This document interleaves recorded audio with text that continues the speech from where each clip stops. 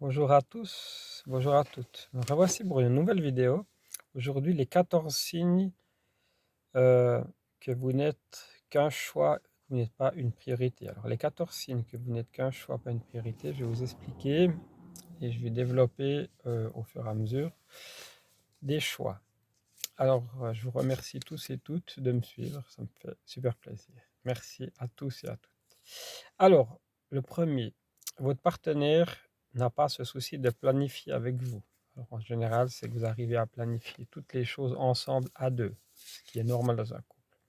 À but pratique, je vais peut-être utiliser le masculin, mais ça peut être aussi concernant les femmes, hommes ou femmes dans le couple, hein. Entendons-nous bien, il n'y a pas de différence. Numéro 2, vous faites toutes les concessions. À ce stade, il est difficile de l'appeler une relation. Vous êtes le seul qui veut la faire survivre. Alors oui, c'est quoi? Quand vous avez des problèmes en couple, si vous voyez qu'une des deux personnes n'essaye pas de faire du changement, c'est-à-dire du changement, vous proposez des solutions pour que ça aille mieux, mais elle, derrière, elle fait rien, ou inversement, lui. Donc voilà, donc ça c'est important. C'est important de ne pas vous battre tout seul. C'est-à-dire que en général, quand il y a une crise dans un couple, on se bat à deux. On va faire une thérapie de couple, il y a différentes possibilités comme ça, voilà. Mais si vous vous rendez compte qu'au bout d'un moment, il n'y a qu'une personne, que ce soit le mari ou la femme, qu'il n'y en a qu'un sur les deux qui fait quelque chose pour s'en sortir, ça ne peut pas aller. Ça va dans les deux sens, vous êtes un couple. Voilà. Numéro 3, vous êtes patient, mais lui ou elle, hein, elle est en colère, stressée, elle n'a pas le temps. Ça peut être il ou elle, hein, ça dépend de quel sens on voit la chose. 4, votre partenaire vous fait savoir aux gens que vous n'êtes pas important. Alors voilà, dans des discussions, après on ne veut pas dire que c'est toxique, on ne veut pas parler de périmètre narcissique, on va parler d'un peu gens toxiques. Dans une discussion, peut-être qu'elle ne va pas forcément vous valoriser. Elle va dire, ah bah ouais, c'est lui, il sait rien que faire ça, machin. Ben, ça, dans un couple, c'est pas bien non plus. Donc ça, c'est aussi un exemple. Numéro 5, toutes vos interactions se déroulent entre quatre murs. Toutes vos interactions se déroulent en quatre murs. Ce qui veut dire, c'est que devant les gens, il n'y a rien de particulier. Vous allez paraître limite comme un autre couple, mais tout va se passer entre les quatre murs, ça veut dire chez vous. Donc, si elle ne vous parle pas, si elle ne cherche pas de solution, il ou elle, hein, je dis bien il ou elle, hein, ça peut être dans les deux sens, je précise. Euh, si elle ne cherche pas de solution, ou si vous avez proposé des solutions mais qu'elle ne les prend pas, au bout d'un moment, il faut vous questionner. 6, quand vous en avez marre, elle vous calme. Alors ça, normalement, c'est quand il y a plus ou moins la relation va bien. Vos, app- Vos appels téléphoniques, SMS, emails sont toujours sans réponse. Alors là, oui, si elle ne répond plus à vos emails, elle ne répond plus à tous vos téléphones, bah, justement, il faut vous poser la question. 8, vous vous sentez exploité. Ça, c'est une intuition que vous devez ressentir, vous. Vous vous sentez exploité, bah, c'est-à-dire qu'il n'y a rien que vous qui travaillez à la maison, il ou elle, hein, bien sûr, et puis que l'autre personne ne fait pas grand-chose. Elle a toujours une excuse. Elle ou il a toujours une excuse, bien sûr. Alors, voilà, ça c'est la même chose. Oui, je ne peux pas venir ce soir parce que j'ai un rendez-vous, ainsi de suite. Votre partenaire ne semble pas intéressé par votre travail. Ça, c'est très important.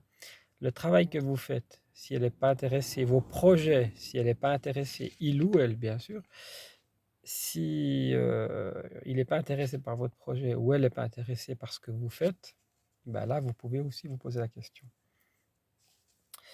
Vous constatez que votre partenaire vous trompe, voire d'après des détails insignifiants. Alors ça, moi, je dirais plutôt, c'est dans un ressenti, c'est par rapport à des situations. Il faut pas tout de suite, il faut pas tout de suite dire oui, le partenaire vous trompe. Il faut analyser la chose, chercher des preuves, et puis voilà. Puis après, vous faites le point de tout ça et vous en parlez avec la personne. Le fait de s'ennuyer. Alors, le fait de s'ennuyer, oui, ben, dans tous les couples, on peut avoir une phase où il y a de l'ennui, de la lassitude, tout à fait. votre partenaire se comporte en mode triste, ben forcément, quand le couple ne va pas, vous n'êtes pas joyeux, il y a beaucoup de conflits, il y a beaucoup de choses qui ne vont pas. Donc vous êtes plus souvent en mode triste qu'en mode joyeux. Ça, c'est clair que quand une situation familiale ou une situation en couple ne va pas, ben, ça va se répercuter sur votre comportement. Indifférent aux choses importantes pour vous. Oui, bah alors voilà justement, oui, indifférent aux choses importantes pour vous. Après, la personne, elle préfère que vous vous sentiez triste seul. Bah là, c'est pas bon du tout parce que ça veut dire que vous êtes à une période charnière de votre couple. Ça veut dire que bah, c'est pas dit que ça va tenir. Donc là, la clé pour ça, c'est le dialogue. Mais des fois, le dialogue ne suffit plus. Des fois, il y a plus de possibilités. Après, il faut vous poser la question, est-ce que ça vaut la peine de rester dans le couple? Voilà, après, si vous avez des enfants, c'est toujours complexe. Si vous n'avez pas d'enfants, bah, c'est un peu moins compliqué, je pense. Et voilà, et puis vous faites le point, le bilan de toute la situation pour vous dire, ben voilà, oui, si par exemple, je prends l'exemple, c'est un exemple, si vous avez été trompé, ben là, ça vous doit les raisons. Est-ce que vous faites la même chose? Si il ou elle fait la même chose, ben, vous ne pouvez pas tellement y en vouloir, hein, il faut être honnête. Mais si par exemple, une des deux personnes est fidèle, alors la tromperie sera beaucoup plus douloureuse, hyper douloureuse, parce que là, justement, il y a une des deux personnes qui était fidèle, puis l'autre personne, elle allait voir ailleurs. Pourquoi? Se poser la question pourquoi. Et c'est une trahison, on peut dire c'est une trahison, et la trahison fait toujours mal à qui que ce soit, homme ou femme, la trahison fait toujours mal. Voilà. Voilà ce que je voulais vous dire pour clore cette vidéo, un peu développement personnel. Tout demain, c'est sur le pervers narcissique et jeudi, je ne sais pas encore, une vidéo surprise, on verra. Je vous remercie tous et toutes. Je vous souhaite une excellente journée. Bye bye, je vous aime tous. Bye bye, merci à tous et toutes.